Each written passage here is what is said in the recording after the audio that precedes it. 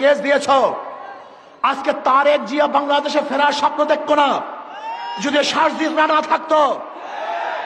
আজকে তোমার নেত্রীকে চিকিৎসা করার জন্য বিদেশে পাঠাতে পারত না যদি আজকে ওরা না থাকতো। আজকে খোলা আকাশের নিচে মাঠের মধ্যে রাজনীতি করতে পারত না। ওরা জীবনের মায়া ত্যাগ না করে ওরা আন্দোলন না করত। কিন্তু আজকে যাদের মাধ্যমে নেত্রীকে চিকিৎসার জন্য ব্রিটিশে পাঠিয়েছ, তোমার নেতাকে বাংলাদেশে আনার ব্যবস্থা করতেছ, আজকে নির্বিঘ্নে রাজনীতি করার সুযোগ পেয়েছ। আজকে সত্য কথা বলার কারণে সেই শারজিদের বিরুদ্ধে কেস দিয়েছ। বাংলাদেশের মানুষ তোমাদের এই ঔদ্ধত্য কোনো অবস্থাতেই মেনে নেবে না, মানতে পারে না। আজকে সাদা পাথর লুটপাট হয়ে যাচ্ছে।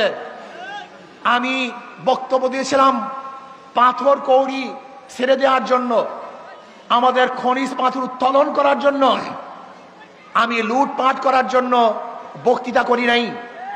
আমি ভারত থেকে পাথর চড়া দামে আনার বিরুদ্ধে আন্দোলন করেছিলাম, যে আমাদের দেশের পাথর উত্তোলন না করে ভারত থেকে পচা পাথর চড়া দামে আনে, এর বিরুদ্ধে বক্তৃতা দিয়েছিলাম।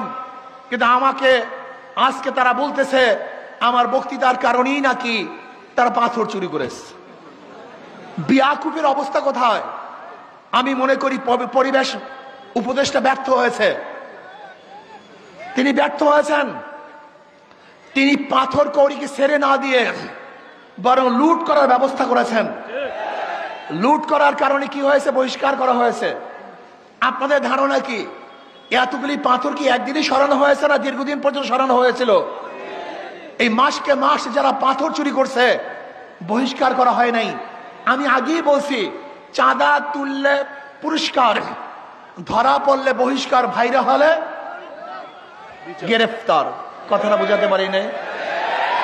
চাঁদা তুললে পুরস্কার, ধরা পড়লে বহিষ্কার, আর ভাইরাল হলে গ্রেফতার। এতদিন চাঁদা তুলছে, বহিষ্কার করে নাই। এতদিন পাথর চুরি করছে, বহিষ্কার করে নাই। যখনই ধরা পড়ছে বহিষ্কার করছে। দেখছেন অবস্থাটা কি? কত সুন্দর ব্যবস্থা।